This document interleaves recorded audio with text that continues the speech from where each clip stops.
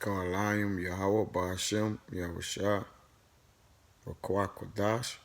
The honors to the elders and apostles, the great millstone, and salutation to the Ogdens that's out there that's pushing this work around the globe in truth and sincerity. And peace and safety to the 144. With no further ado, I'm gonna dive into a quick little vid. It's just on the dying. I mean, basically when we die, where we go, what we do. It's gonna be a quick little vid, man. It's not much, but I'm gonna dive right into it and what we're doing, man, because we are then separated from this life once we depart from this tabernacle. For we know we have a holy tabernacle with the Most High, man. Okay, so it's just called the spiritual world, our spiritual body. Okay, we can go do the bidding with Yahweh Ba'ashem Yahushua after that. And I dive into it. It says,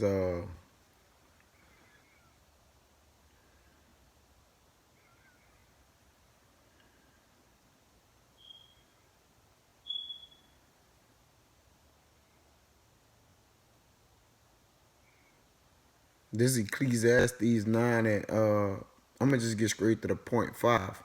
It says, for the living know that they shall die. Okay. So the living know that they shall die, okay? But the dead know not anything. All right. So it's a vice versa. It's one over the other, okay? Neither have they any more a reward, for the memory of them is forgotten. Okay, so now once you transition, and that dead there means really sleep. Okay, as I'm gonna get to in Job, the dead know not anything. Okay, they're not actually dead or in a grave or in a pit. Okay, they're dwelling with the Most High, man. Cause in Ecclesiastes 12 and 7 it says the spirit return unto God who gave it. The body turned into dust again, and the spirit returned unto God who gave it. Like the scripture say, all souls are mine. Everything returns back to the Most High, man. Okay? It goes straight back to him. It says, for the living know that they shall die, but the dead know not anything. Neither have they any more a reward, for the memory of them is forgotten. Okay, the memory of this so-called world. Because, and I'm going to give you proof of that, man, because when a baby is born, they have no remembrance of the spiritual world. A baby growing up cannot tell you that they came from the spiritual world, man. Vice versa. When somebody died, they can't tell you that they in the spiritual world and you on earth, man. Because it's a gulf fix. Let me see if I can grab that real quick. The kingdom.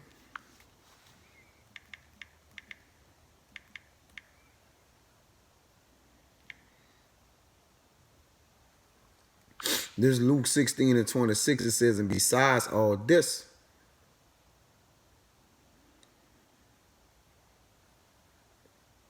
between us and you, there's a great gulf fixed, so that they which would pass from hence to you cannot, neither can they pass to us that would come from thence, man.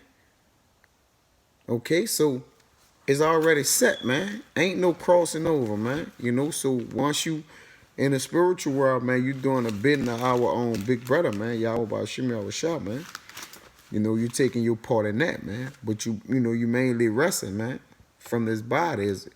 Is one set against the other, man. You have your time in your spiritual body, and then you do your time in your own fleshly body, man. The Father made a balance with everything. Okay, let me go back to that. It's battery about to go out. Ecclesiastes 9, 5. It says, for the living know that they shall die, but the dead know not anything. Neither have they any more reward, for the memory of them is forgotten. All right. The memory of the present world, that the past life that they live is forgotten, man. It says also their love. All right. So Jake, you don't have no motherfucking, your grandma is not dwelling over you in the house. I could feel her spirit is down. She was with me and all that. No, man. Fuck out of here with that shit. You got a set marked angel over you from the beginning, or however it was set up from the Most High, man. But the your so-called kinfolks and loved ones is not fucking dwelling over you. I know I can feel a presence right here with me and all this shit like that. No, man. It says also their love and their hatred. So it says and their hatred. So whoever they hated, or basically that could be the person who killed them. Okay? They hated somebody that they had hatred for, man. You know, or despised. And their envy. Okay? So who they took up a lust against, or maybe lust after, or who they may have wanted, is now perished. So whoever they love, being children, mother, daughter, girlfriend, brother, whatever that may be, their hatred, meaning a foe, an adversary, maybe the person who even killed them or that afflicted them, and their envy, whatever they lust after, okay, no matter what it may be, whether it was a carnal thing or whatever, man, is now perished, okay? So it's now perished. They have no more thoughts of this world, man. That's why when I believe it was Saul woke up Samuel and he was like, why is wake is me from my rest? Like, what you doing? Like, I'm not trying to come back to the wicked ass place. I'm in my glory, man. Because when we are in our spiritual bodies, we are in our glory. We are righteous. We are upright. We don't go off. You know, that the spiritual body was made not to go off. It says, neither have they any more a portion forever in anything that is done under the sun. Meaning the body that they spirit was cast out of, man. Okay? So let's dive into it, man. Alright. This is Sirach 14 and 16. It says, give and take and sanctify thy souls.